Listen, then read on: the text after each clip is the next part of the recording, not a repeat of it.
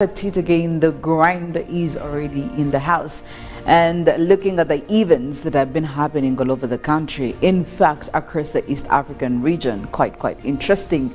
Things were really heated up yesterday down there in Kenya, seeing the demonstrations that did partake in there. We did see a number of people being arrested. Tear gas obviously had to take over, but this is not a surprise. At least I did expect that.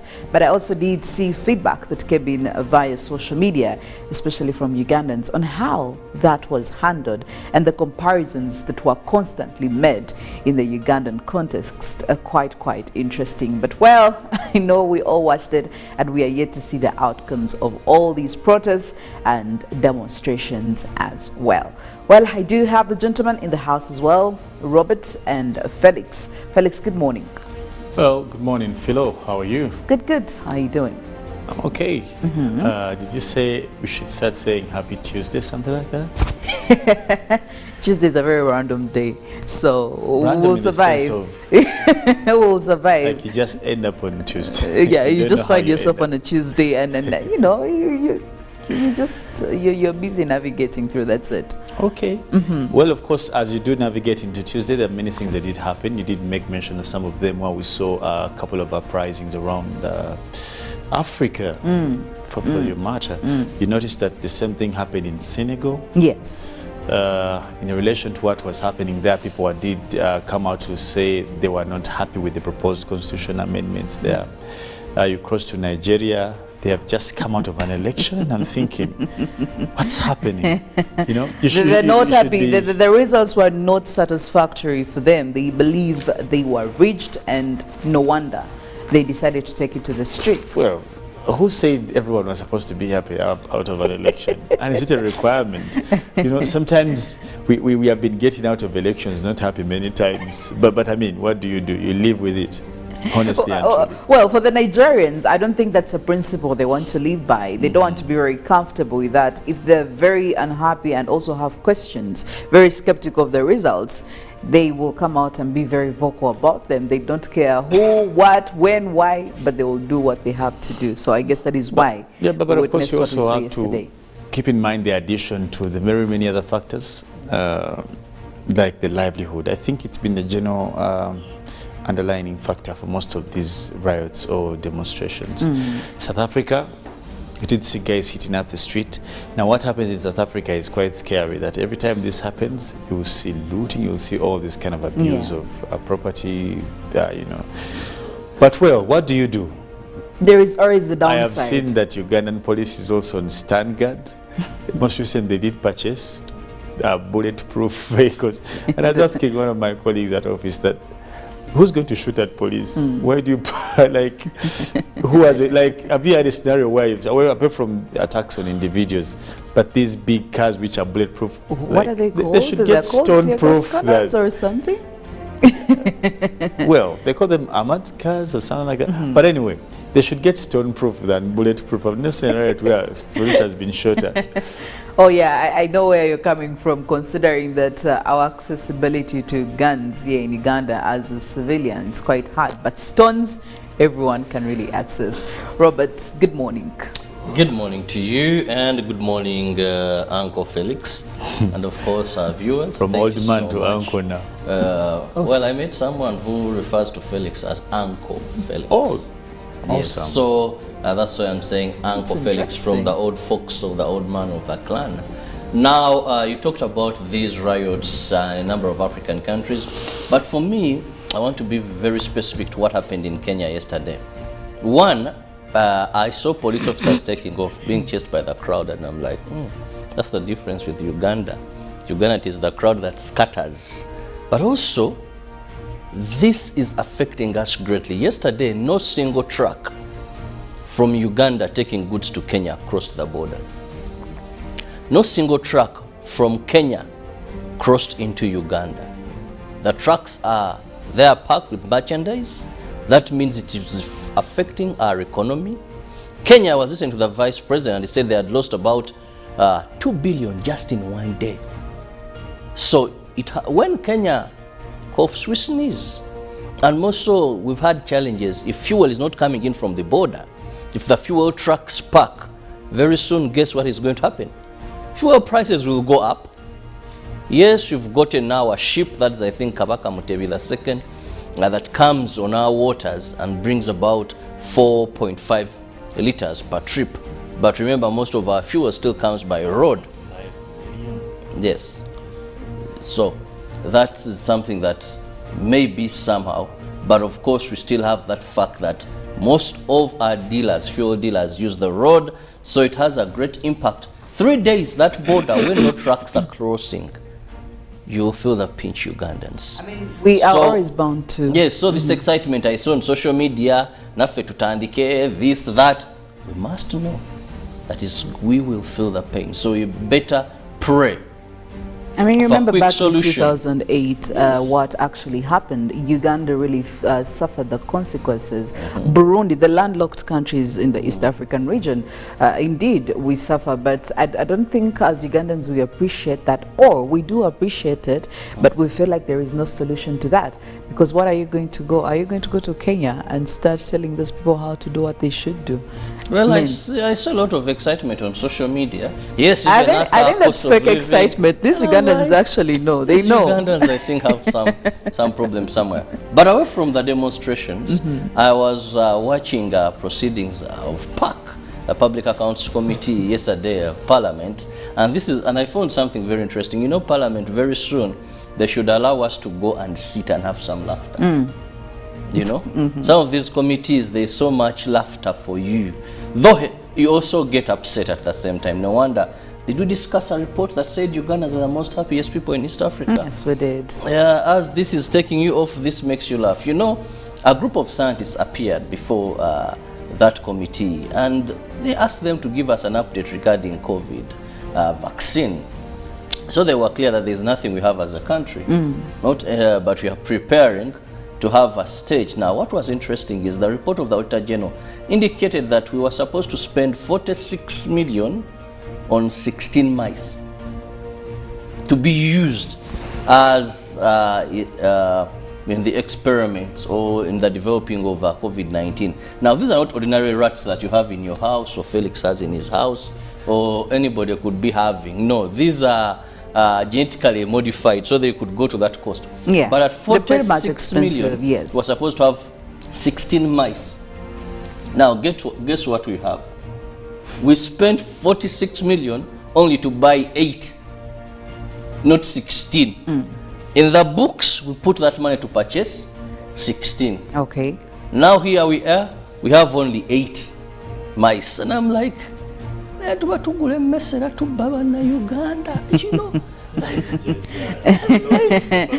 for sure. In fact, I feel like that would be the biggest opportunity for the corrupt, for the people to actually. Yes. These rodents that suffering.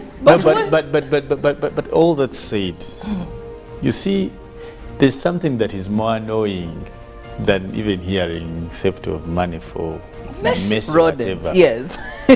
One is that who does the Auditor General work for? Government. Is an employee of government. Same applies to members of parliament. Same applies to the ministers. Same applies to PS and whatever clutter they carry to parliament. Where is the gap? It is just a mix of all government employees pointing fingers. You message, this one bought a rat, this one Felix, bought a cockroach. you speak of pointing fingers. At that submitting, members useless. of that committee were actually blaming the Minister for Science, that is Honorable Msenero, for apparently disappearing away with the files that held the accountability reform, rather form that was meant to be presented to the Auditor General. The former PS came out clearly I'm and asking, why would she disappear with the files that have the accountability Okay, she has that has to be given to the Auditor General? The lady is reachable. Isn't she reachable? They can access her. Has she vacated the country? They could have You know her office. She's serving in another capacity. Yes. You know her address. She attends parliament often. She's in cabinet. She's access the woman. Anyway. You know all this. You see, I think we should have her here to explain some of it. You know the problem is this. And tell us why she disappeared with the files. I have said this time and again. All these things are good for a 8 o'clock bulletin. Either when you see those she's in park. That is for the mediocre thinker to excite themselves and think that because how do you tell me Chirabo to ABC? I see Chirabo every day. I take your tie. I'll stand there on the gate, Gundi. You're not entering here unless you. So who? That's why when I use the word "who" is fooling who. Is it the person who's telling us the Richard General? That is the jungle law and way of doing things. In a modern democracy, we have investigations. It has nothing to do with there is nothing to do with democracy. This is what we accepted that is just to to do being as too disrespectful even to the country, to the people. You Yes. don't You talk. owe an obligation. That is the word. That is the kind of governance you took. That feel even if I see you talk, move, you Are you sure we chose that type of governance? Yes, because even if I see you're innocent until proved guilty by a competent court. The lady can choose to say, I never went with any files. Go to court, bring evidence, prove I took it. And that's the thing. I The person never who's vote. saying, this is not like I did, I didn't. A person, you see, when you talk about these titles, and it's unfortunate that in this country, some of the titles have been reduced to nothing. Today, when you talk about a minister, It doesn't really hold that water loose. as such. Yeah, because when you talk about a minister, It doesn't the next hold story water will- anymore. You get the Yes. thing. Yeah. Now, do you Even know the who title a honorable. permanent secretary in a ministry is a senior accounting officer in government? Now, when they tell you that this person stole documents, it is not something you want to take lightly. So you can't say that a permanent secretary comes to a house, August House, and they are joking, or they are saying, she's not a fourth and back. It's just that Ugandans, we have been taken for a ride, and we have also become comfortable in With that ride. Yes. That's the reality. And you see, I normally compare government to family. Chirabo, you buy sugar at home in the morning, 1 kilo. Now, you come back around 3 and they're telling you there is no sugar. You can't smile. You can't start teething. No. You ask the relevant questions. Hey, that's how some of those dialects of talking came up. Sukari mumununda. Do you also sukari mumunaba? Because any sensible person, and there's no difference, government and family. Yes. Now, because there's somebody who has to give who you the has answers. accountability. Yes, there is someone who has to give you You the ask answers. the woman, because she's directly responsible probably for the kitchen. Madam, tuaguze 1 kilo of sugar. Tuisa kungamba no nakuteruwedde. So the questions they need to ask us. Now, when you start to, the woman should be, that's how it works down. But you people, you come back, there's no sugar, you bought 1 kilo, and by 3, hey, day. Carry. Now, it means you, the family, the head of the family, you're going to take tea without sugar. Now, No, you see where it's going wrong and you're not asking. You will, because you're going to be affected directly. And what I'm saying here is, because all these small things happen.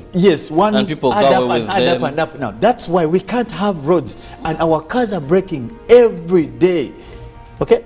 Now, that's why you can't have medicine in hospitals. This money you think is negligible. When you hear 40-something million, you say it's negligible. Yes. But that can build a block of a school. You get the point. Now, we must... You're putting hefty taxes on Ugandans to pay for theft. Again, you will not take the sugar if you don't ask the questions.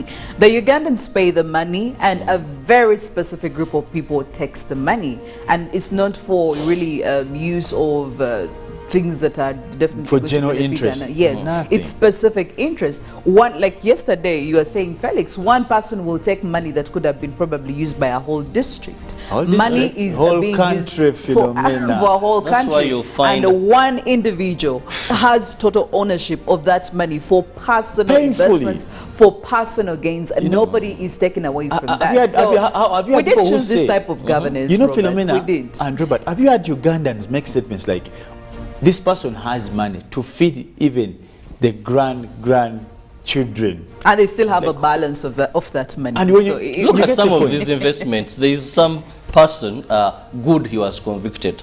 He had a house around Bukoto, and those days I used to drive there so much often. But this man, in the evening, he was in the house of the Prime Minister, Godfrey Kazinda, those around that area. If today he had put on this, a roof, The following day, or after 2 weeks, he would remove the roof and put another kind of roof. And everyone was asking, but this guy had a house as big like a house, but this guy who spends money this way, and the money is not being used in productive things. These guys buy hotels, build hotels in areas where even no one will come because the money is there. Look at the COVID-19 money. We still have questions. Accountability, full accountability has never been made of the COVID-19 funds. They are telling us, do you know how much money? Yes. In making Mania vaccine, what? The people come to the park, we did 15 years, slap these people. You know, the good thing, they put a big table between. If some of us are a bit violent, just and they're using these old credible men. I saw professors. You know, it's good morning, Uganda. There is a lot. Let's spare Felix. Otherwise, the slap may end up hitting me. I'm the next neighbor. He may slap, but you see, Felix, and I take what doesn't belong to me. Felix goes to actually show you. I mean, it's a representation of what you, Robert, you're feeling, it's of so what painful. I am feeling, It's of so what painful. other Ugandans are feeling. I mean, Ugandans have gotten to a point where they feel like, you know what, oh, why? I mean, Whatever happens, whatever happens, it's okay. Because abnormality has become normal. Yeah, so, and it's really very, very sad for you to have Like your things citizens, like iron for your sheet. Who nationals. steals iron Speaking sheet? of iron sheets, No, Robert, let's be speaking honest. of iron sheets, there is also now some more issues coming in from the actually parliamentary committee where the members are very against their chairperson because they believe his main focus is on money and it's being diverted away from the main issues of the Karamoja region. So they actually want him to step down so that his deputy can take over. Well, he says, no, I am not going to give this space to my deputy because I know we need money as a region to be able to sort these issues.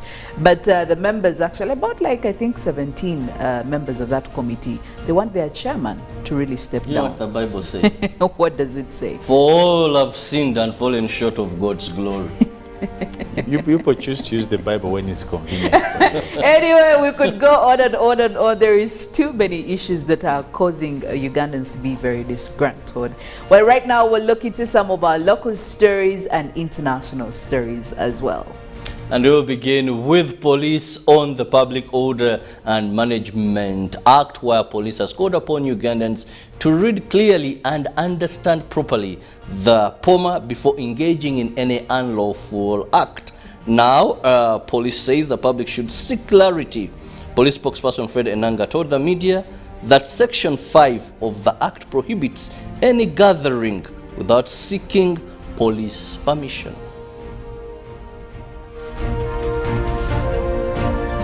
Well, of course, still looking at the local stories. Now, our second story, we're looking at Minister Nabakova, where we see Minister for Lands and Housing, Judith Nabakova, who halted any access of business on the contested land in Kasangati, Kawaragara and Chibiri as her office investigates the matter. She was intervening in a land dispute following reports of unrest arising from the uncertainty in the ownership of the premise.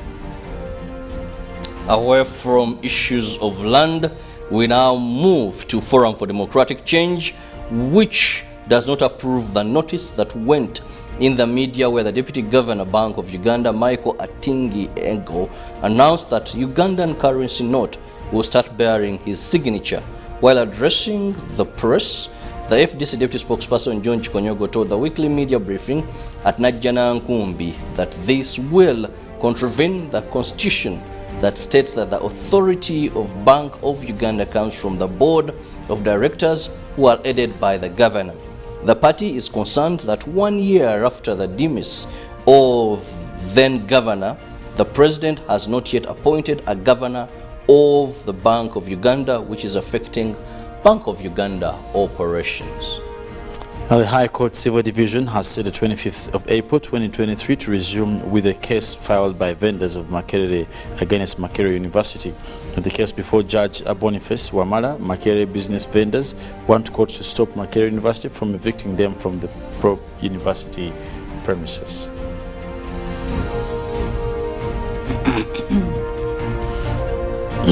Well, looking at the international stories, Vladimir Putin has said he will discuss Xi Jinping's 12-point plan to settle the acute crisis in Ukraine during a highly anticipated visit to Moscow by the Chinese president.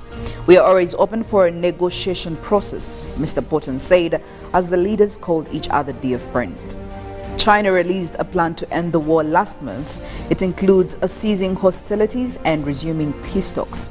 But on Friday, the U.S. warned the peace plan could be a stalling tactic, the U.S. Secretary of State Antony Blinken said. The world should not be fooled by any tactical move by Russia, supported by China or any other country to freeze the war on its own terms. He added, calling for a ceasefire that does not include the removal of Russian forces from Ukrainian territory would effectively be supporting the ratification of Russian conquest.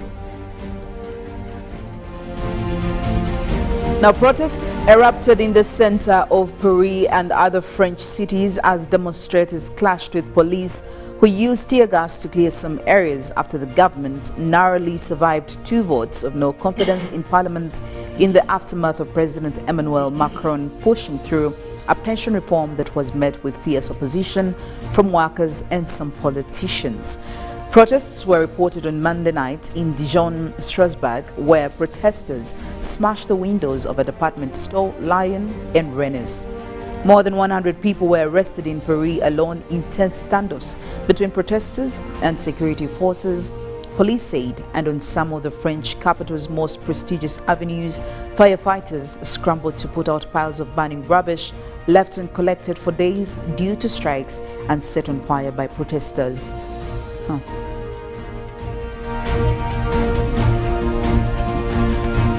Now back in Africa, Somalia's ongoing record drought may have killed as many as 43,000 people last year, and half of them were children under the age of 5, according to a report released by the government and United Nations agencies.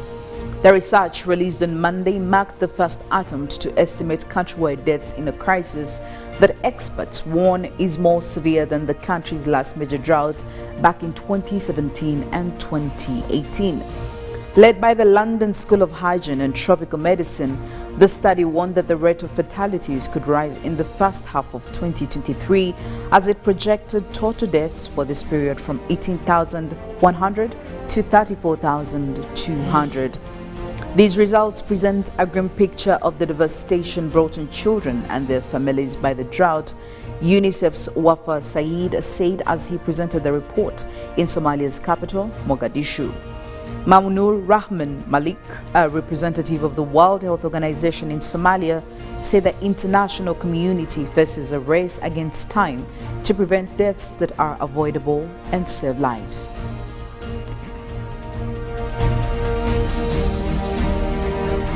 Weather and climate. The world has the tools to reduce greenhouse gas emissions and to secure a sustainable future if more ambitious actions are taken, a United Nations report has said, noting that actions taken so far are not enough to tackle the growing threats posed by climate change. A UN panel of scientists stressed in a synthesis report on Monday that there are multiple feasible and effective options to adapt to climate change. Mainstreaming effective and equitable climate action will not only reduce losses and damages for nature and people, it will also provide wider benefits, said Hugh Seng Lee, chair of the Intergovernmental Panel on Climate Change, IPCC, in a statement. The report underscores the urgency of taking more ambitious action and shows that if we act now, we can still secure a livable, sustainable future for all, he added. The IPCC is a UN body that brings together leading scientists to assess the evidence related to climate change and inform political leaders with periodic scientific assessments. Now, in our daily dose of health talk, obviously, we are always asking you to make sure that you keep your health in check, and Robert definitely does that. It's something that is making me to laugh. Please. You people, Felix, before even I go to this, In my lifetime, I've never seen a prisoner asking a judge to extend his debt because he has commitments in prison. Was that the prime suspect in the death of the late, what was? Chitayimba and... yes. How? You know, where is this world going to? The audacity. The audacity. Sebo mulamuzi nsaba onkyusizemu ennaku z'omwezi kuba nina bye nina okubanga nkola mu kkomera bye nina okumaliriza. He's asking you people. Are we still having Uganda as a country? Is that contempt of court? I need to understand. Where does that fall? And what is keeping you busy in prison? Yes. But I think, how do you hold someone content who was not violent? I mean, that's what I want to know. I want to understand. What is that? The fact that it's not precedented probably is what shocks everyone. But, yes. but well, he gave what he would be doing. He said he's a pastor, something like that. Yes, he said he's going to be something like that. That was a valid reason. In my opinion. It is a valid reason. Yeah. Oh, in as much as, you see... Let me go with that. I love the boldness. But I love his boldness. This country. But he gave you reasons. Yes. At least he was well. It was something laughable. Yes, in prison people do stuff, lots of work. But I mean, you're supposed to appear in court. Yeah. And busy. I fail to understand that as well, but it is what it is. That's Uganda. Uganda is if iron sheets can walk, why can't prisoners ask for? Why can't people spread the gospel in prison? Please don't take hallelujah. It's just 1,500. Any of these flavors, hallelujah, jinga tea, hallelujah. Banana juice drink and hallelujah tamarind drink. They will boost your immune system so that you live to enjoy this country and have endless laughters. Well, Uganda is a very interesting country, I must say. Every day there will always be that one thing. Anyways, good morning, Uganda. We'll go for a break. When we get back, obviously we still have some more discussions we'll be sharing with you. Be part of them. Make use of all our social media platforms. That will be in the Good Morning Uganda newsreel. We'll be back.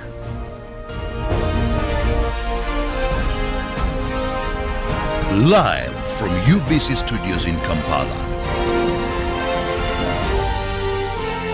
This is Good Morning Uganda.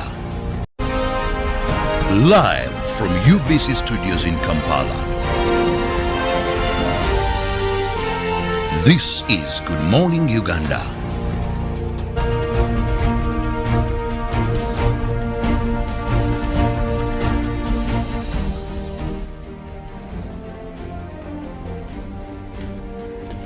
21st of March 2023. Good morning, Uganda. You're watching UBC TV. My name is Philomena Masco. We are back at it again. The grind is already in the house. And looking at the events that have been happening all over the country, in fact, across the East African region, quite interesting. Things were really heated up yesterday down there in Kenya, seeing the demonstrations that did partake in there. We did see a number of people being arrested. Tear gas obviously had to take over.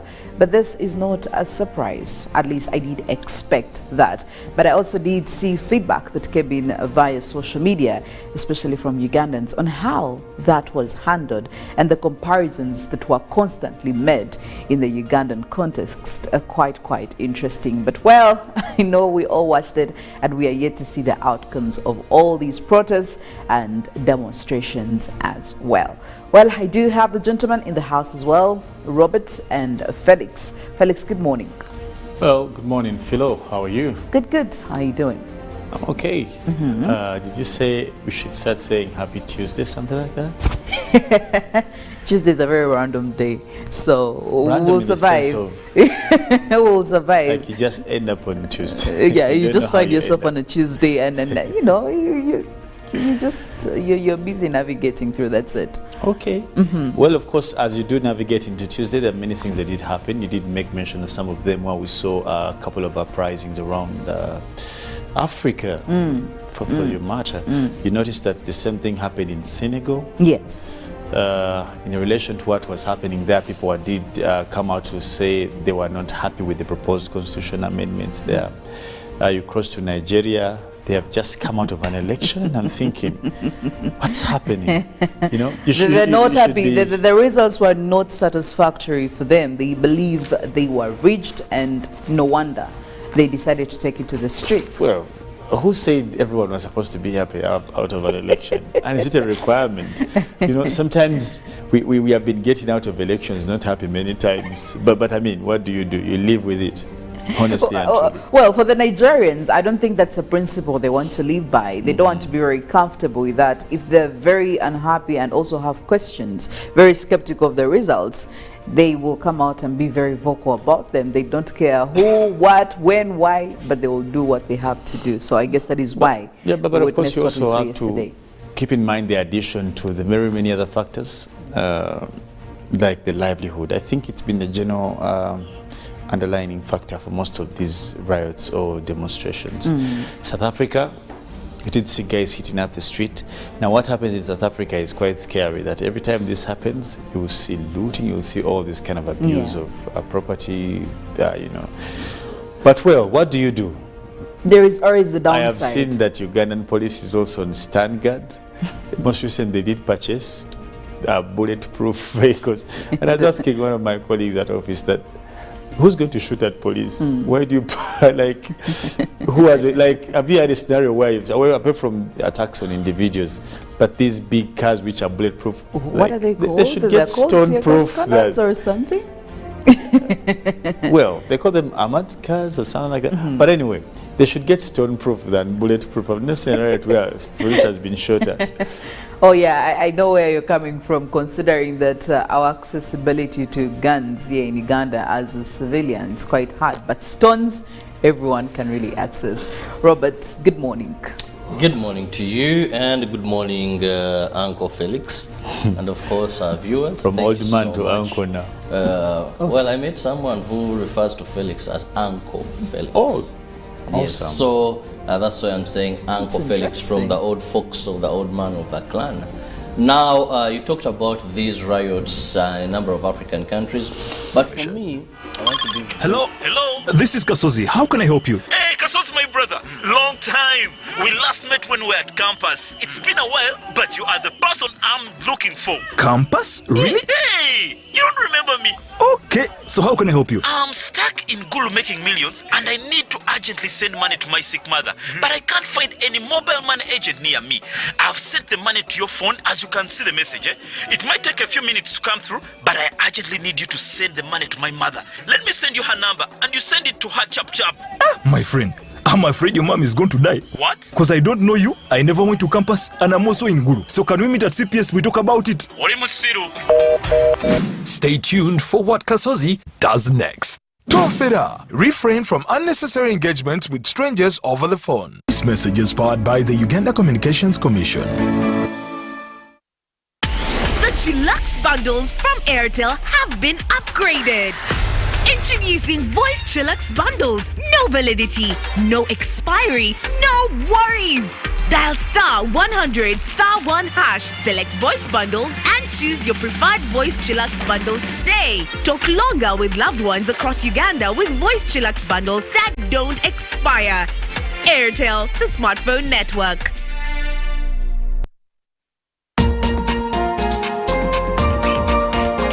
A logical, deeper conversation. How many teachers in Uganda did you consult? But there's a mistake we are making. Which is good? Which is good? Which is good? Which is good? We went to this school, we ran it to Western, we ran it to Northern, we ran, then you come. Isn't that an achievement? Objective and non-partisan. Honorable Minister, there were a number of points. I want to start with you. Straight from the hearts of open-minded men and women. Money tends to move faster at night.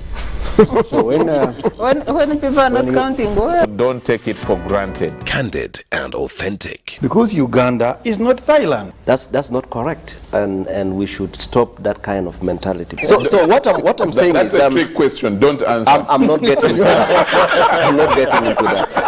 Tell him you speak low. I think that's where we are beginning to have a problem. I think what is going to kill the parish model are all the misconceptions on how it's supposed to run. I know that the Prime Minister is listening. Behind the headlines. Charles, let us agree. We liberalized the economy. We are several nations put it together. Why don't you appreciate that? What if it fails? I'm happy and to he's a good lawyer because Amin is not in power. The parish development committee is functional. It is there. that there is a parish chief, that the beneficiary is doing. So we look at expenditure, we don't look at revenue, and that is the challenge we are giving them from Minister of Finance. Your fountain of new knowledge, flowing into the mass body of knowledge. First get the knowledge of Bukedia, how they want to be modernized. Every Wednesday, 10 p.m. on your public broadcaster. You return money to the treasury, which is meant for the people.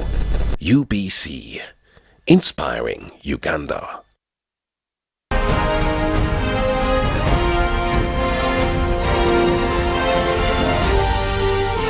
This is Good Morning Uganda.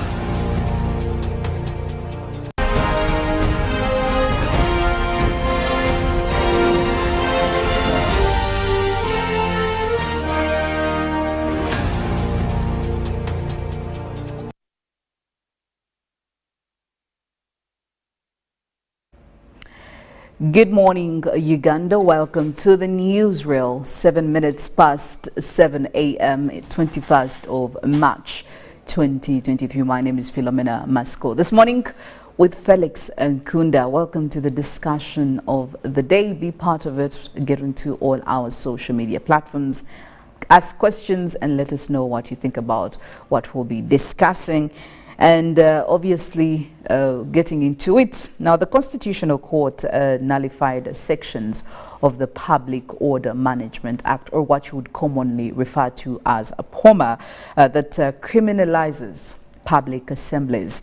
Now, in a unanimous decision written by Justice Elizabeth Musoke, the 5 justices found that Section 5B from Sections 10.3 and 4 of POMA are inconsistent with Article 29 of the 1995 Constitution and therefore been deemed null and void. Now, when you look at Article 29 of this 1995 Constitution, it generally speaks for protection of freedom of conscience, expression. You're looking at things like movement, religion, assembly, and association. Well, with all of this, though, we do have police saying that it will still make sure that it, again, acts on this, the sections that were considered null and void. I mean, looking at now the response between police and also looking at the law. We'll be looking into that. But to take it from here, right, from the sections that they did cancel Felix, cancel Felix in this instance. I don't know. What exactly does this mean? We are seeing 5 justices coming out to cancel or to consider some of the sections of this as null and void because we are looking at them, how do I put this? They're actually contradicting Article 29. What does this mean exactly? Well, Philomena, we must agree that the true consecration of legalese or legal practice in any civil society is anchored in constitutionalism, all right? And directly fitting into what you've asked. Now, the true description of the legal legroom is also given by the Constitution, that we shall determine how far we can go as a country in terms of appreciation of any activity. That will entirely depend on the legroom we have given constitutionalism to be practiced. Now, when you see some of these continuous legal blockages, you may call them. Most previous, we saw one against the computer misuse. I think that was Karamaji versus the Attorney General. Yes. Previously, we have seen many. Most recent is this that we are discussing. And so many await in court. Now, the judicial officers presiding over these matters can only give you the realities of the same. Now, what does that question about the makers of the law? Continuously, I've been saying this and I'll say again.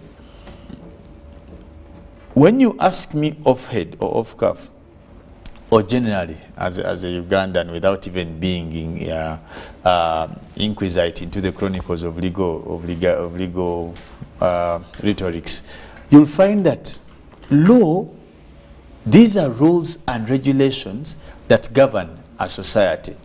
Now, if you want to get deeper into that, you look into the nitty-gritties of commonality, bindingness, you know, are contrary to natural justice, that they shouldn't be contrary to natural justice. Now, that's the particular notion on which this particular law has been fried. When you want to discuss rights, you must be treading very, very carefully. Why? Because you're looking at an anticipation that is not a grant of a state. Okay? Rights of expression, rights of assembly, rights to express conscience, and in terms of religious, political, association, yes. This may not be curtailed at any point by a state, because it is not still given. You can't take what you can't give. Some of us boast in God because of that notion. We'll tell you openly, you can't do anything to me because you didn't give me the life I have, or the brains I have, or the body I have, or the, like, you don't have the powers to take what you can't give. That is the same replication of what we are facing in this discussion. Through the law, which was a smart, seemingly smart move for government, they wanted to legalize a political law.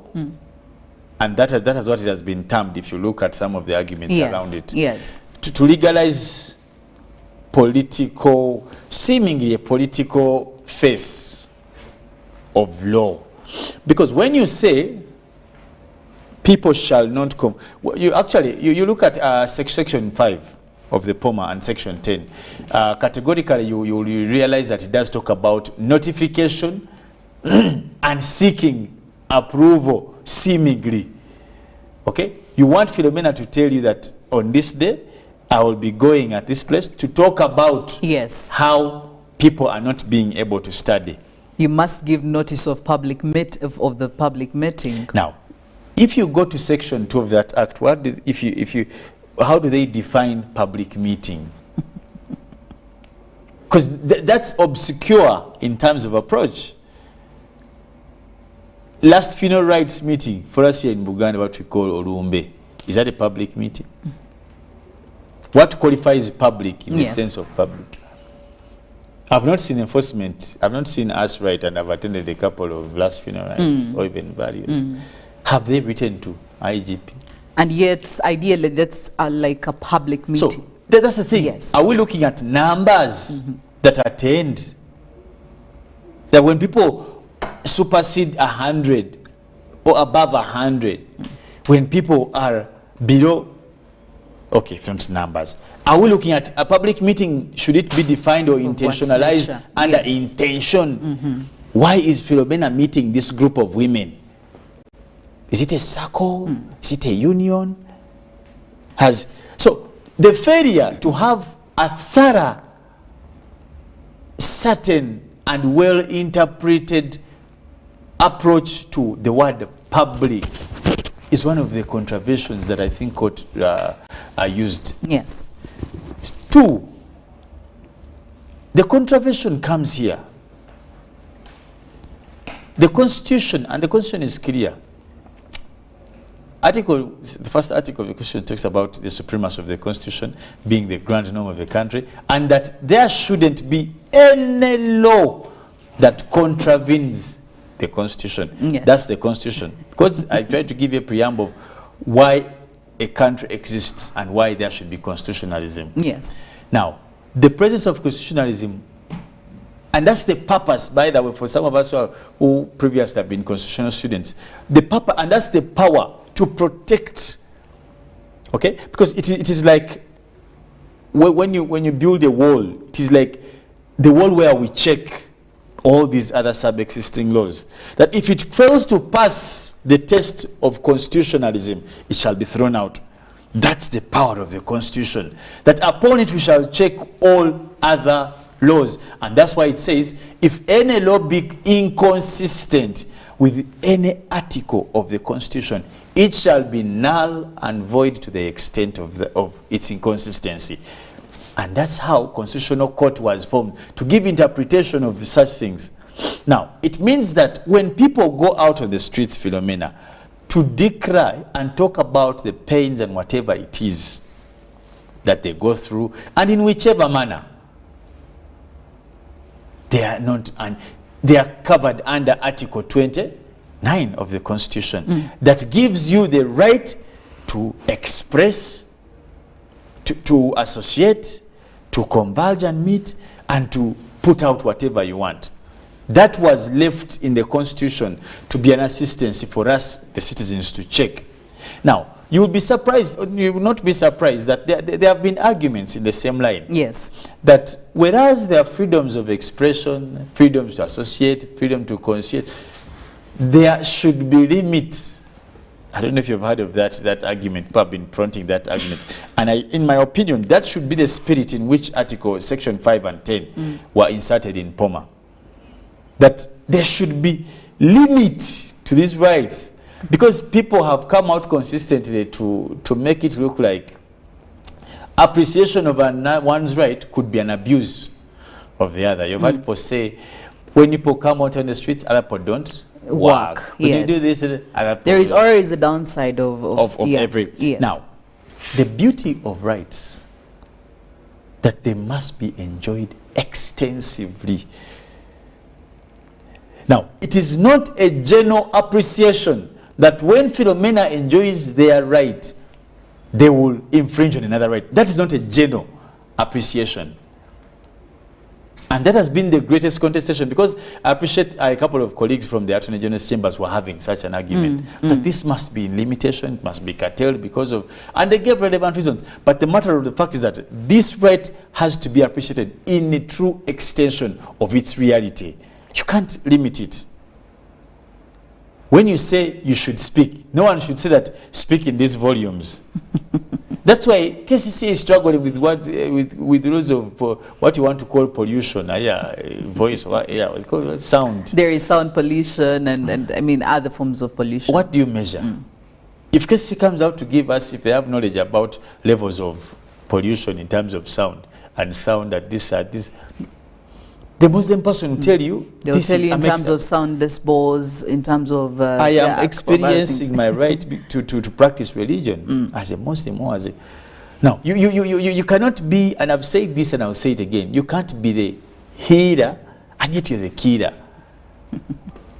You can't be the problem and the solution. And the solution. Well, if you're wondering previously, some of these sections, that is 5 and 10 of the POMA, or that is the Public Order Management Act, that were nullified by the Constitutional Court, an organizer shall give notice in writing signed by the organizer or his or her agent to the authorized officer of the intention to hold a public meeting at least 3 days, not more than 15 days before the proposed date of the public meeting. There was also the notice referred to in subsection 1 shall be in Form A in Schedule 2 and shall include, number 1, the full name and physical and postal address of the organizer of the proposed public meeting and his or her immediate contact.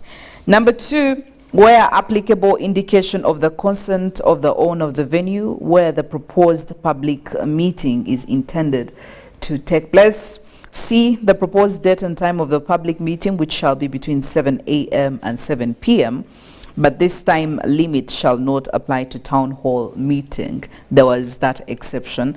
And then D, the proposed site of the public meeting, the estimated number of persons expected, and the purpose of the public meeting, and any other relevant information. And when you cross over to section 10, an organizer or his or her agent, these of course are talking about the responsibilities of organizers and the participants of the said meeting. The organizer or his or her agent shall A, be responsible for adhering to the required criteria for holding public meetings, B, inform all participants of the traffic or assembly plan and provide sufficient stewards proportionate to the number of participants in the public meeting who shall be clearly identified with name tags.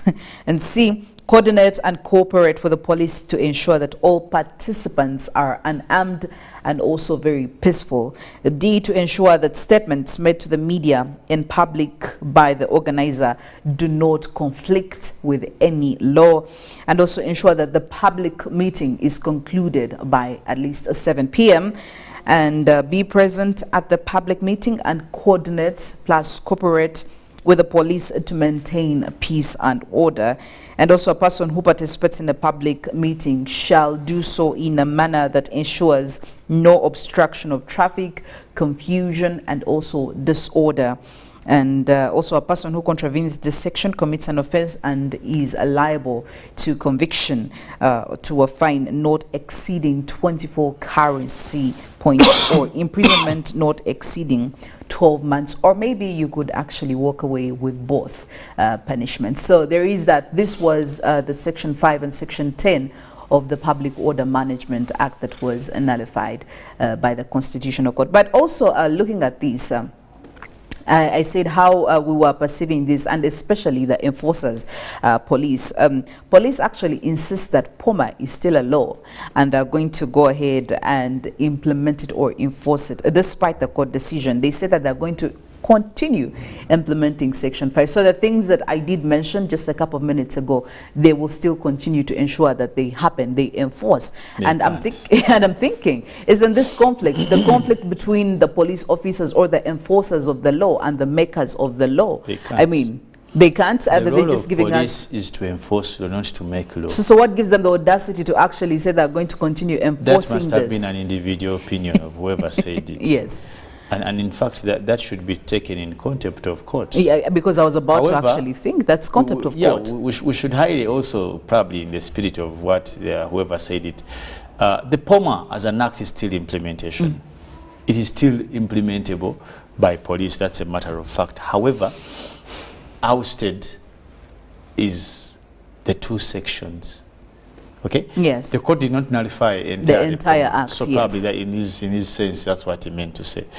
But this particular section of permission, unless there's been an appeal to that regard, we shall not see. There will be no need for someone to write to notify.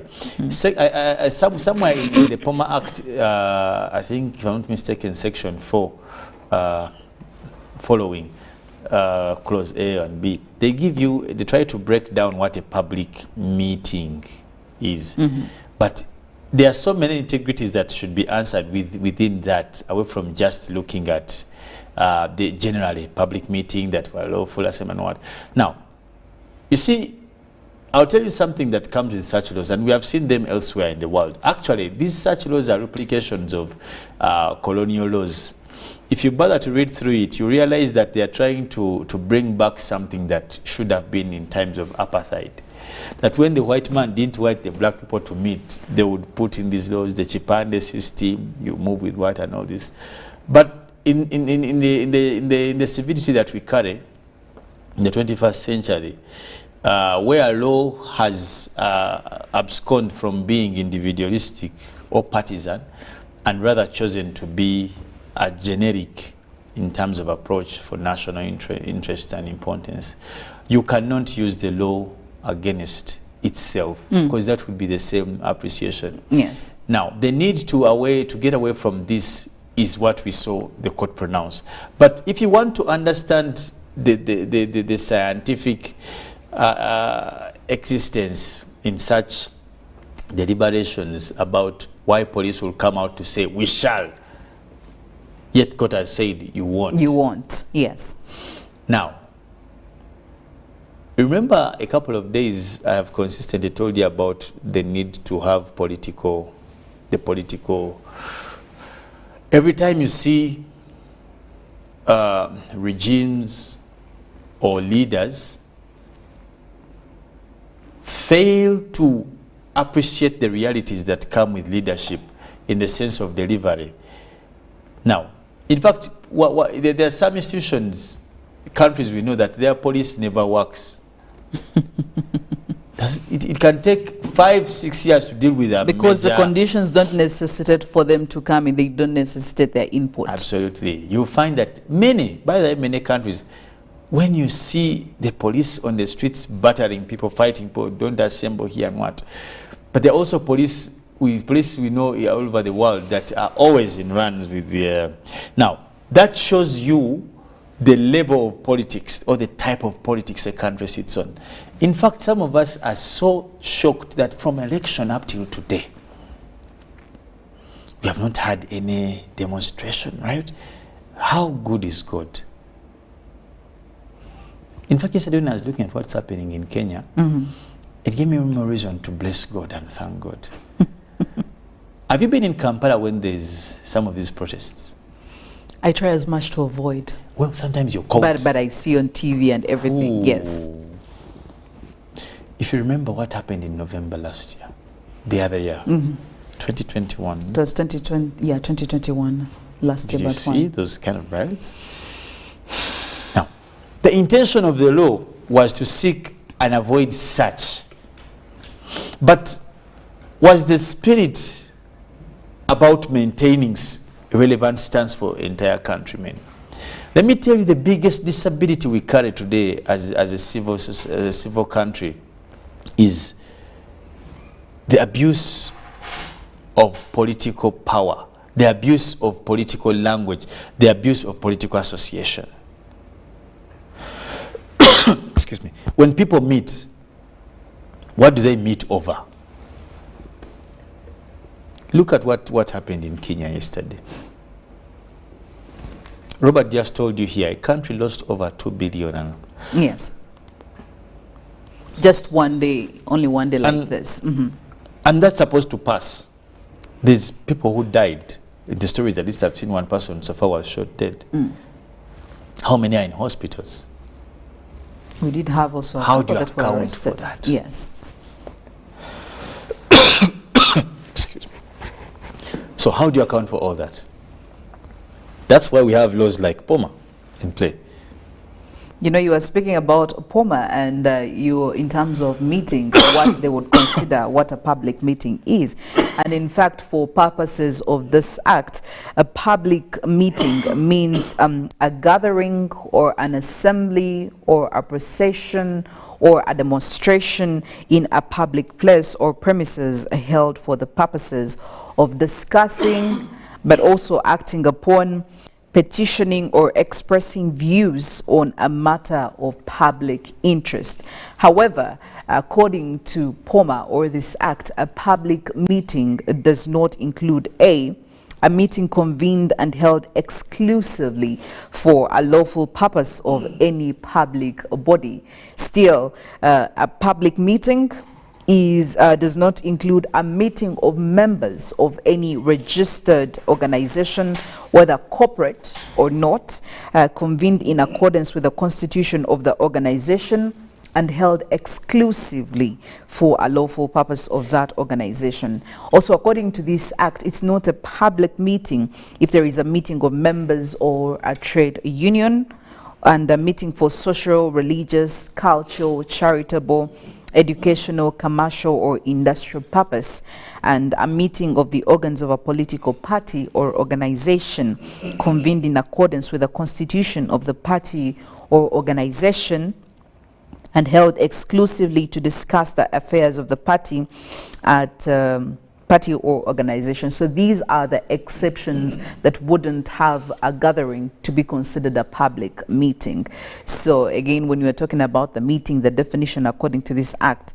Now, for the avoidance of doubt, of course, a public meeting convened by a group or a body or a leader in a group of body at the ordinary place of business of that body, group, or leader, or any other place which is actually not a public place in the course of lawful business of the group, body, or leader. So all of these definitely are just to take away the gray area so that you know when you are against the act or when you are acting according to the act, the Public Order Management Act. So you don't have any excuses whatsoever. No, but when you talk about that in line of having excuses, Philomena, you'll also take cognizance of the fact that shouldn't the law be in support of activities of people who come out to decry how they feel or not feel about a particular way of governance?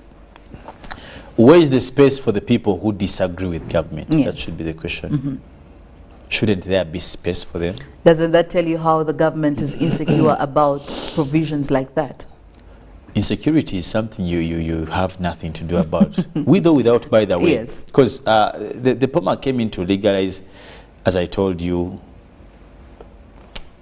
operations of the coercive forces that previously were being done directly against Section 29 of the Constitution. But with the coming in place of POMA, you would want to shield the activities of these police, whatever, military and whoever, with seemingly a law. That's why I said it's seemingly a law, you know. But truth be told, you must, this is the challenge. When you shift focus from administration of welfare, socio-economic welfare, yes, and you choose to focus on what we call political juxtaposition of a regime, you miss the point. You spend so much on making sure you're in power, and you spend so little making sure people earn from you being in power. That's why earlier on we had a discussion, and I told you, that's why you see some of these inquiries after inquiry. There are countries where parliamentary committees are not busy. There is nothing to make them busy, really. Yes. But in this country, we are losing more money in inquiries. Inquiries that are not exactly yielding. We spend a lot on inquiries than what we spend on value addition, infrastructure development. You know? But every time there's an inquiry, what's the end to it? Last time Parliament came and gave recommendations about NSSF. Yes. The next morning, the chairman board, NSSF, the acting what, they also called a press conference. Yes. And they said they were not going to accept the recommendations. They said the recommendations were not satisfactory. They were questionable. Yeah, they lacked analysis. They lacked context. I mean, amongst other things. Now, that they these people were trying to be brave. Have you ever seen someone putting on a cloth of a lion, yet you have a you have a rat under skin of a lion, trying to pretend that no. But if you saw the same people in the probe, you know. Now, that's the challenge, that we are putting our eyes, we are focusing on maintaining our political positions. Later on, we are losing the grip on social economic welfare administration. We spend so much on keeping particular people in office than how much we should be spending in making sure people benefit out of people in office. That's why laws like POMA come into play, Philomena. Sadly, Constitution Court comes out to pass the same. Yes. And how does the institution like police come out to belittle such? I don't know if it was misquoted. We stand we are waiting to hear. Yes. Yeah, it probably was misquoted, but I told you the analogy. But for me, I'll say this lastly, Philomena. You see, laws are not made or implemented in a vacuum. Every civil society or civil nation or civil state that has appreciated international cognizance, international relevance, and is truly formidable for leadership, like we are a country, there must be room for having people express themselves. You cannot curtail the right of expression. Because this we have seen where it has been tried and it has not worked. And we can start here. I gave you the first example of such law looks to be a colonial law. Is it still here today? Unless away from people who are trying to bring it back. These are colonial laws. You saw what was happening in South Africa, the apartheid. Same thing in Lesotho, Zimbabwe, with the Britain. You know, crossover. Go to countries where there has been need to, go to the America. The civil rights march, parades you saw, we're all answering to this curtailing of people's need to express. You cannot keep people silent. The question is it needed or it is wanted? Do you need to keep people silent or you want to keep them silent? You get the point? Yes. Now, laws like this are normally falling under the need, the want, not the need. That because you want to appropriate a particular stance in terms of politics, you would want to keep some people not able to do a see. So in my opinion, the ruling by the court was marvelous, was splendid, was beautiful, and was timely. It gives us another rhetoric of the law to have a discussion and appreciate, and also for scholarly purposes and also for practice purposes. The government stands a great question to answer in terms of appreciation of human rights and constitutionalism. The anchorage of the same lies in three aspects: transparency, good governance, and human rights. You don't talk about constitutionalism if you don't have those three at the forefront: transparency, good governance, and human rights. Those are the anchors if you want to discuss constitutionalism. Now, it is a time for them to, when this consistently come, as I told you, we have most recently the ruling that came out against the OTT and something. We have another ruling that came out against the Karamaj. All these ones should be a good check for all of us to appreciate whether we are still moving on on the trajectory of appreciating the three: good governance, transparency, later on, human rights. Well, there you go. And right now, we'll be seeing the end of that conversation. However, looking at the big stories in our dailies, that is the Daily Monitor and New Vision. Starting off with the New Vision, Iron Sheets saga. CID summons ministers and members of parliament. Police will be expected to grill officials for possible legal action. And also looking at Somalia President Lords Museveni for terror fight, and High Court rules on dead husband's burial site. And still in more stories, 51 prime estates targeted by fraudsters. Already something you're looking at, and that they're giving you also a full story on the Kenya riots. Police tightens security. Crossing over to the Daily Monitor, Uganda 15 years away from COVID jab experts, and also showing you the Raila protests that happened in Kenya. Picture there showing you business really going down after promising that they would have got a locally made vaccine for coronavirus by the end of 2021. Ugandan scientists on the project now say the country requires about 15 to 25 years to build capacity and be ready to produce jabs. And in other stories, Toro Kadi named assistant mufti, and 5 die of Rift Valley fever.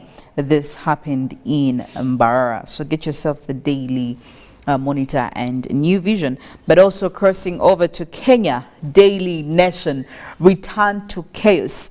And my government will not condone impunity, Ruto warns protesters. You could consider this as a fight back. And they're giving you a picture of what went down, seeing the citizens, Kenyan citizens, facing off the Kenyan police as well, or in the chaotic situation that happened over there in Nairobi.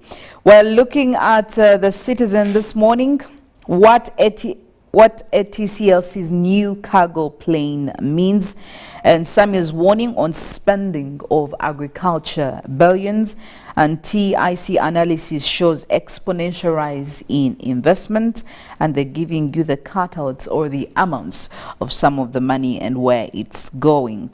Well, there you go, the Citizen and the Daily Nation as well for you this morning. We'll go for a break. When we get back, we have Molin giving us a full report on weather and climate this morning.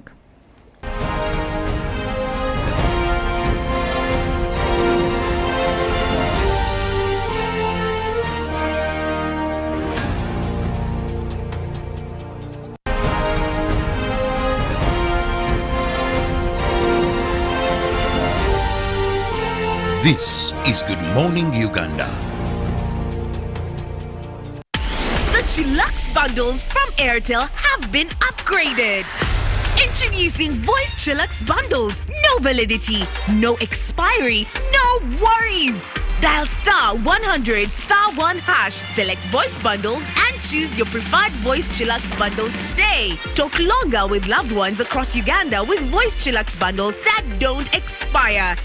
Airtel, the smartphone network. When you talk about our motherland Uganda, the Pearl of Africa, you cannot fail to smile because of the smile that fills the faces of the citizens. Our nice good weather and nature that sustains us all, that enables us all to continue each in their own way because we are all different even according to each individual's work. But what joins us to become one person is the sweetness from the flavored drink Alleluia Jingati drink and Alleluia Tamarind drink. The flavor that quenches your thirst while at the same time treating and healing your body because it is 100% natural. Enjoy the drink that has got the tamarind juice in it. Made by Alleluia Reflexology, Healthy Solutions and Nutritional Research Center Limited. Get yourself a bottle of Alleluia from all shops around.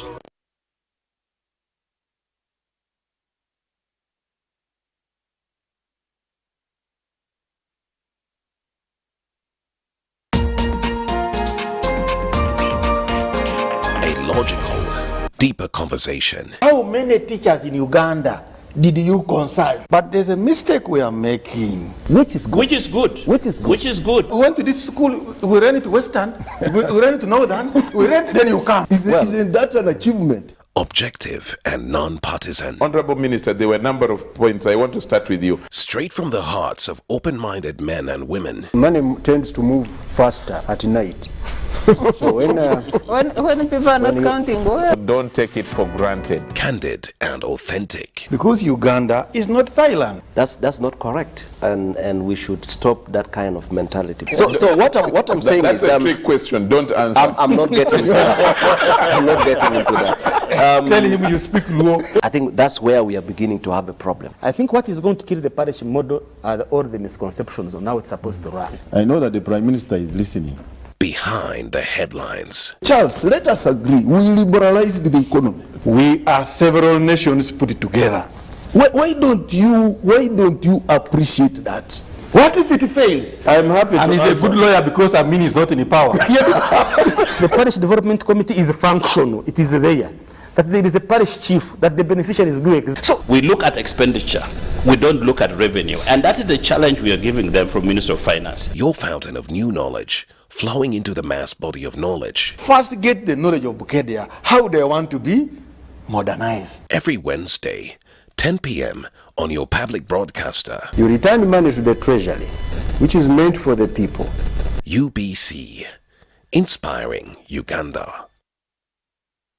Glow as you are with the new Spark 10 series smartphone from Airtel in partnership with Techno. Own the timelines with picture-perfect selfies using the 32-megapixel selfie camera, 256GB storage, G88 gaming processor, and a strong battery to last the whole day. Haha! Towakana. The Spark 10 smartphone comes with free 3GB from Airtel and 100% bonus on weekly and monthly bundles every month for 3 months. So you can stay connected to a world of possibilities.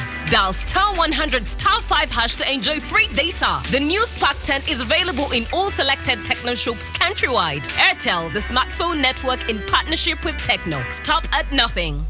The Tales of Kasozi, brought to you by Uganda Communications Commission. Hello? Hello? This is Kasozi. How can I help you? Hey, Kasozi, my brother. Long time.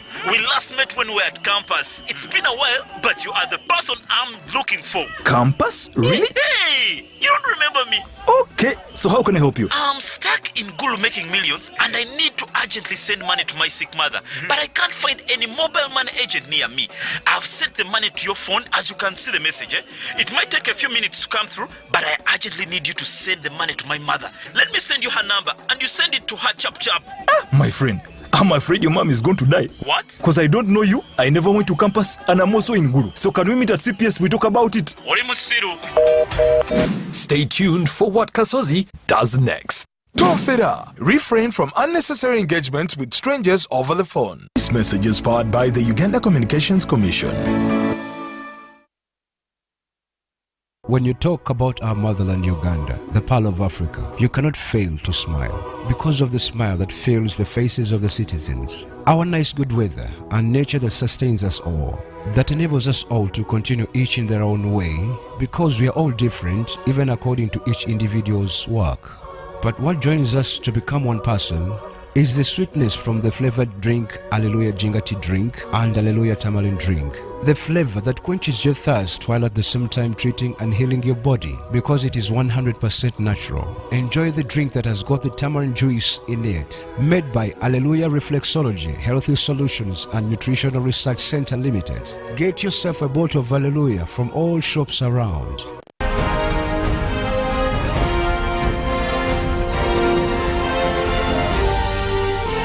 This is Good Morning Uganda.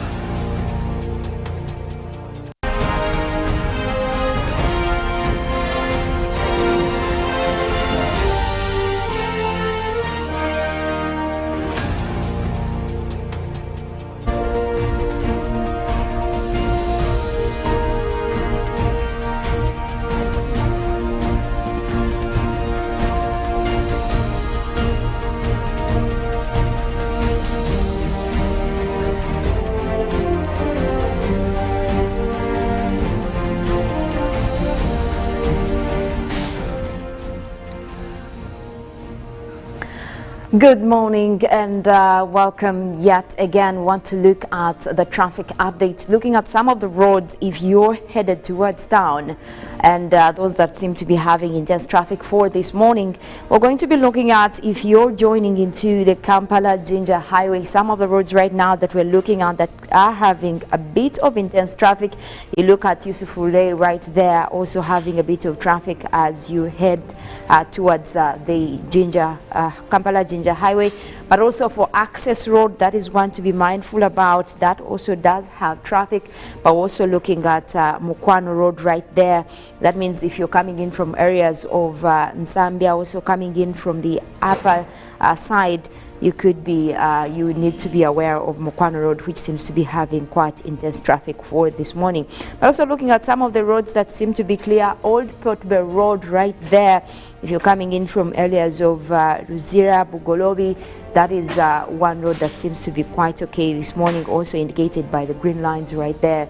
So that seems to be quite okay to use this morning. Now the upper area, if you're coming in from Naguru, Nakawa, it looks like you do have quite clear traffic as well. You do have those green lines right there, but also just a few distances in between there towards industrial area. That is where you have a little bit of traffic that is becoming quite intense. But otherwise, it looks like more of that. Also for the people leaving town, that looks to be quite clear in terms of traffic right there. Speak Road, that also looks to be quite clear. If you're using Wampeo Avenue, that is to the upper side, joining into the Kampala-Jinja highway, that looks to be quite okay as well for this morning. So it looks like that could be actually a good decision if you were to use that road. Now, more as you head into town, you look at more of the clear traffic as well, building up for Kampala Road. We do have more green lines right there indicating clear traffic. You have quite intense ones coming in from, that is towards Entebbe Road as you join into the main, that is the main Kampala Road right there. That is where you have quite intense traffic indicated by the red lines. But otherwise, it looks like it also continues to be quite clear as you head towards Bombo Road. Orange line starting to build up right from the square, the city square right there. So it means that you do have a little bit of traffic, but looks like that is also quite clear. But also for the upper roads, Speak Road, that is Buganda Road as well. It looks to be quite clear this morning and could be, you could easily use that. We do have some traffic, although building up. That is for the Lumumba Avenue, as well as looking at Nakasero Road. So those are the ones that you might be able to be mindful about. But also just for Nakasero Road, it's just a short distance towards the roundabout right there. But Lumumba Avenue seems to be stiff right all the way as you join towards Speak Road. So that is one that you might want to be aware of as well. Away from that, we also want to take a look at the weather situation over the country for this morning. We did start off with a few clouds building up across the Lake Victoria Basin. That did bring us some rains, especially for the islands of Lake Victoria, as well as a few areas within the Lake Victoria Basin. But looks like most of that is starting to clear although it seems like that might rebuild in later as the morning progresses, so meaning that we might still be expecting more rains to develop over there. We also have that system headed towards the western side of Lake Victoria. That means areas of Masaka could be looking at more rains for you this morning. It looks like that system is continuing to build up over there.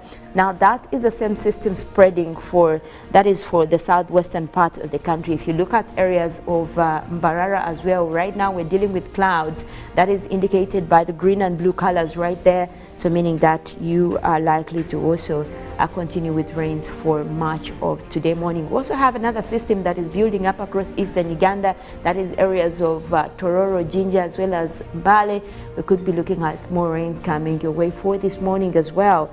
And that looks to be also heading westward, so meaning that parts of central as well, we could be looking at more rainy weather for you this morning. But also we're looking at a few clouds starting to develop for eastern Uganda. Amuria, Soroti right now having mostly cloudy weather, and most likely we'll also be having some rains over there. But also I think some good news for the Karamoja region. That area has been quite dry.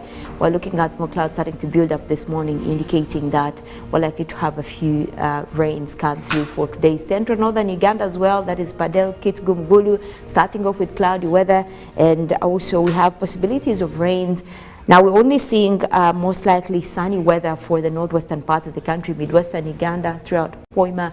Also looking at Arua, Yumbe, looks like that area is clearing up for mostly intervals of sunny and cloudy conditions that will be dominating much of today morning. We're looking at the weather forecast for this morning that is coming in from the Uganda National Meteorological Authority, also to take a look at those temperatures.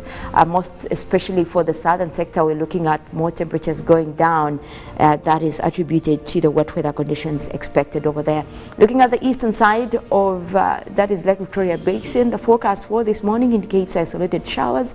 Those will be across several places, starting off with a chilly 25 degrees Celsius. The southwestern parts of Uganda, where we have Ibanda, Bushenyi, Rubirizi, as well as Mbara, we are forecasting rains. Those will be coming through this morning, starting off with a cool 23 degrees. Now also look at the western side of Lake Victoria Basin. That is where we have Masaka, Kalisizo, Zimbabwe and Rakai. We are forecasting rains. Those will be across several places. Also starting off quite chilly at 25 degrees centigrade. We do expect that that system will continue later into the afternoon. The central part of Lake Victoria Basin, that is where we have Kampala, Entebbe, Wakiso, as well as Mukono. We're looking at rains also forecast for this morning. Those will be coming through across several places, starting off with a chilly at 24 degrees centigrade. And the central parts of northern Uganda, we're looking at Gulu, Kitgum, Padel and Jumani. We are forecasting also light rains. Those will be across several places, and also quite some pleasant weather starting off right there at 26 degrees. The eastern side of central, where we have Woblenzi, Ruwero, that is Bruri and Nakaseke, we are forecasting light rains. That will also be starting off chilly at 25 degrees. Now looking at eastern Uganda, we're forecasting light rains that will be across several places. Quite a cool morning as well, starting off at 25 degrees centigrade. We do expect that most of those will clear later in the afternoon for intervals of sunny and cloudy conditions. Now also the Elgon area, we are forecasting isolated rains that will be across several places, and temperatures will be at 23 degrees centigrade. Well, we're still diving into the latest report that has been released by the Intergovernmental Panel on Climate Change, that is the IPCC. Now, this body did come out with a report yesterday, which is a synthesis report. Also, the 60th, the 60th report about climate status of the world. This is a body that brings together climate scientists, a lot of researchers across the world to assess so far how we're looking like in terms of climate status. And what they're saying right now is that the urgent climate action can secure a livable future for all. That is the major highlight right there. But we're also looking at multiple and feasible, effective options that have to be taken to reduce greenhouse gas emissions and adapt to the human-caused climate change. And they are available now, that is according to the report. And this is actually led by the chair of the IPCC, Wanson Lee, who also came up to actually give his views on this. He's saying that this report could actually be a very, very big eye-opener to the world. Now, this was also done with conjunction with the World Meteorological Organization as well as the UN, where the Secretary General, that is Antonio Guterres, also did come out to say, look, this is actually a time bomb, but we have time to diffuse it. And the IPCC report does bring out a way out. How can we diffuse this bomb? In his words, he was also mentioning more of how the world needs to actually adapt to climate change, but also take more measures to reduce emissions of greenhouse gases. And then also look at the mainstreaming effective and equitable climate action that will only reduce, that is, losses and damages for nature and people, but also providing a wider view. This is all coming from what the report is highlighting, but also they're highlighting the urgency to take more ambitious action and show that if we can actually act now, we can secure a lot. Now, we also have to remember that in 2018, the Intergovernmental Panel on Climate Change did come out to give an assessment report that was actually highlighting an unprecedented scale of events and looking at challenges required to keep the warming to well below 1.5 degrees Celsius, that is below 2 degrees Celsius. Now, we also have to remember that while the world's leaders were convening in Paris, that is in 2015, to come out with the Paris Agreement, much of what was based on is an assessment report that came from IPCC. And this highlighted that if we do not keep warming to well below 2 degrees or within a 1.5 target, we're going to be looking at more catastrophic events, that is ranging from extreme weather. And ever since 2015, we have been seeing a lot of those tropical cyclones, from hurricanes to floods to extensive droughts. And this is not just, almost everyone in the world has felt this. Each country has had its share of extreme weather events. And this is what the Paris Agreement was really warning us about.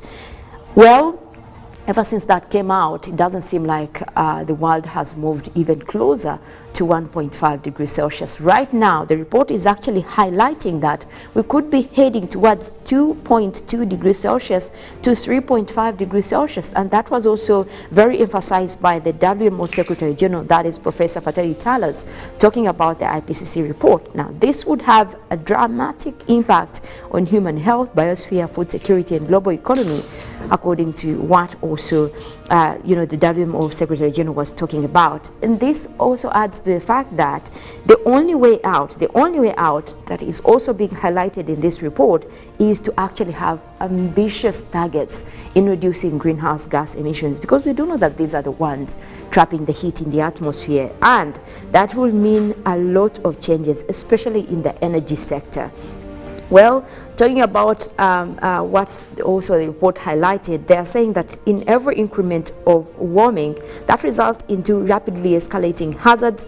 That means more intense heat waves, that means heavier rainfall and other weather extremes that are further likely to actually increase, according to the assessments that have been done from climate scientists all over the world. Now, also, in terms of loss and damage, the report did approve a week-long session that has been going on, focusing on how far the damage could be. And obviously, climate justice is a crucial part of that. And they're looking at what could actually be done to keep temperatures in check. Obviously, we also do look at the fact that these climate scientists are coming up to review the literature that has been done for each country in terms of how far we are. That is with climate change. 93 authors did come on board to review this literature, and this is why they're saying that now we either get back, we either ambitiously take a look at the energy cuts in terms of, fossil fuels and focus more on renewable energy. However, that is going to be a challenge because most countries continue to invest in fossil fuels, and that is where we're actually concerned.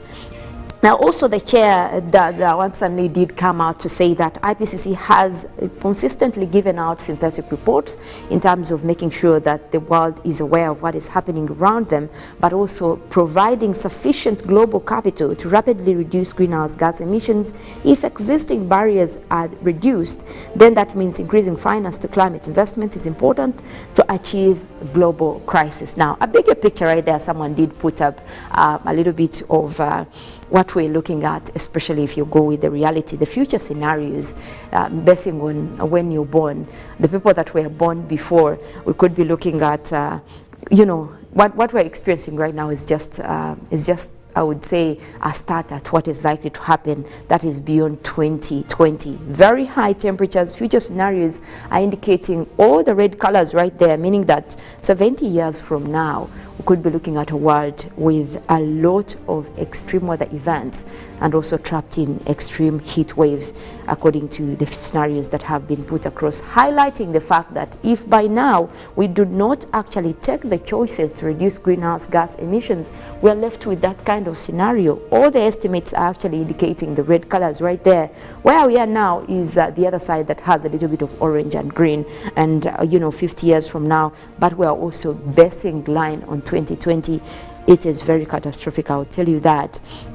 And the future can expect that to depend on what we address, how we address climate change right now. So it's important that we take action. And this report has actually been transferred to all the climate departments in every country. I'm sure that our climate scientists also know the implications of this report and the advisories that come with it. We do hope that as Uganda, we're also able to contribute to this climate action. That is our weather update for now. We do have Good Morning Uganda agenda that will be coming in right after this. Later, we'll also be taking you through sports and then heading for Good Morning Uganda Extra. My name is Mollen Kenyana. I want to wish you a wonderful Tuesday.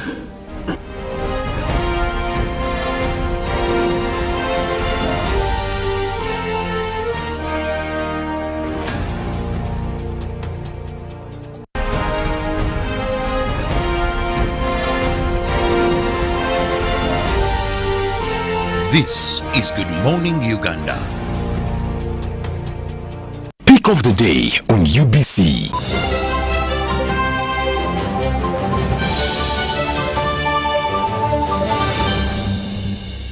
Was brought to you by Get away with MTN Momo Advance. Momo Advance tops up your Momo to complete your transactions.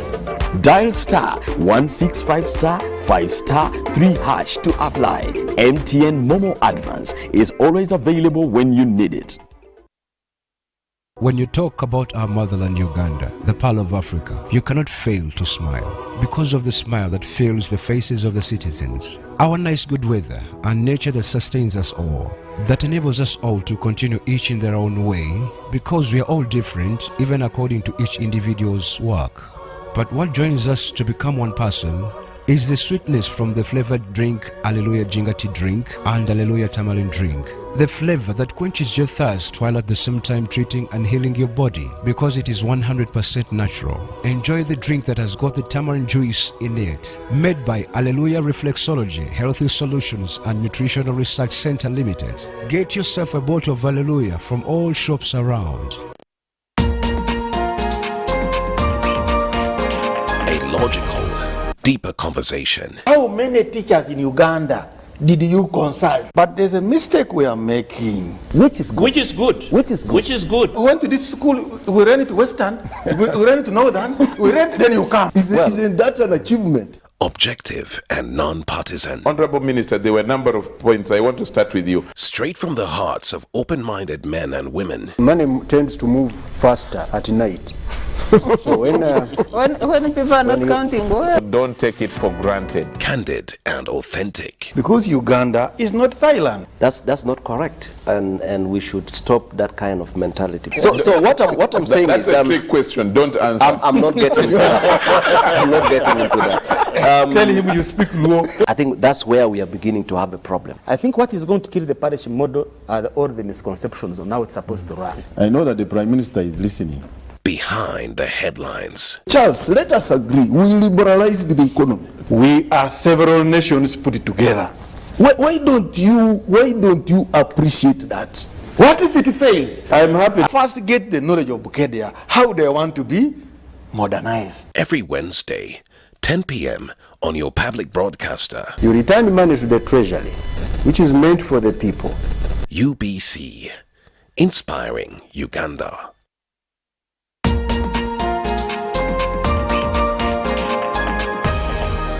This week on UBC.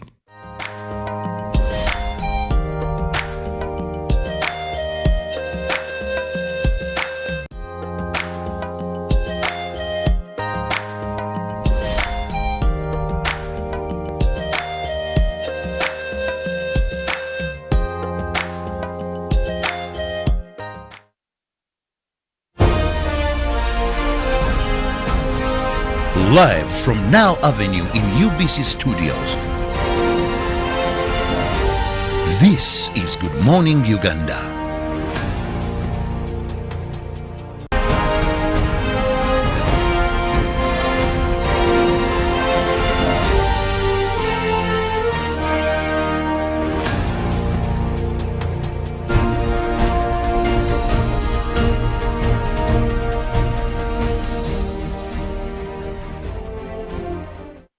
Seven minutes past 8 a.m. Good morning, Uganda. Thank you for joining us once again. It is the 21st of March 2023. My name is Philomena Masco. Again, another great morning where we'll be having wonderful conversations, discussions that matter in the wee hours of the morning. And always we do have a guest, and indeed this morning I do have a special guest joining me in the house, and we'll be talking about quite a number of very significant issues.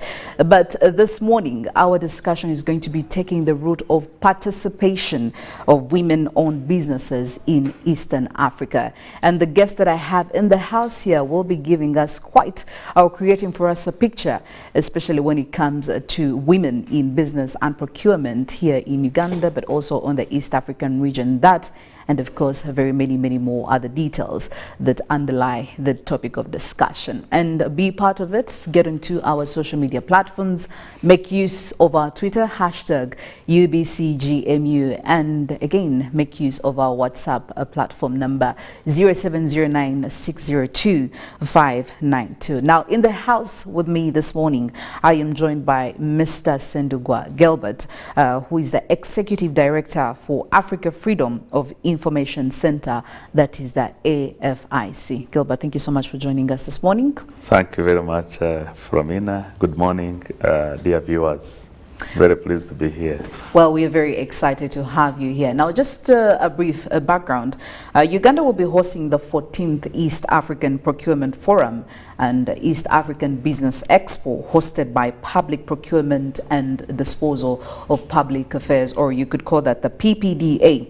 Now, the two events are scheduled to be happening between 23rd and 26th of March 2023, and they'll be, of course, held concurrently. But alongside this very important engagement, we will be having the AFIC, which is undertaking its advocacy function to increase uptake of findings and recommendations from a study on gender responsive public procurement that focused on identifying barriers and solutions to include women-led businesses in public procurement across East Africa. I will repeat that